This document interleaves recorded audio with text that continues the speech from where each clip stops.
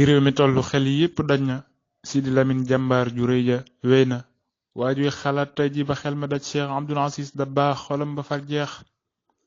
ku leen ne woon tey fii la réew mi toll ñu am lu leen metti ci lii ñu jublu jàmm ci réew ak maandu moo koy jiitu ak dëggu njiit jub tey jubal lay jiitoo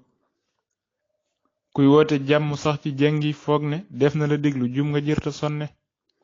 nappaate ak jaay doole boole forcé taxul ñu fal kenn mu toog fii forcé koo naan duma la topp daa fekk fa ngeen jëm soriwul ku jàdd mat naa wan yoon koo topp bam sa faw day riposte taxaw natal ci réew mi lañ dul fàtte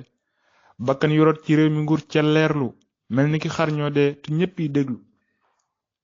jugoo di masawu xanaay menacé askan wi lii daa ñaaw te war naa sensé bakkan yu faatu yégaloo ko sa yaram ndéem am nga say soxla amul problème njiit lu xamul valeuru nit kum jiite nga war a tiit te xooliwaat fooy féete njiit lu ko mat benn bakkan cim réewam bu faatoon mu génn feeñal tiisam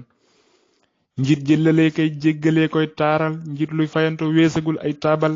tappale yooyu leer na ci ñëpp nga sax ca te naa mbirum yoon la te yoon mooy wax ca xettali aw nit wu ñu tooñ jihaad la taxaw sam réewit bu wér warteef la wa man yujaahid fi sabilillahi ba dee ca tabbi jannatul ilaahi ginnaaw ku nekk dina dee du gàcce nga dee ci dëgg wu ji daldi wàcc ñépp ñi faatu yàlla na yàlla xaare leen jannatul firdawsi ndax ñu maare te yàlla na yàlla feeñalaat ay siidi yu takku sax ci dëgg kal usudi barkeb rasulullahi ak Cheikh Bamba dàqal nu ay wépp faral nu zan ba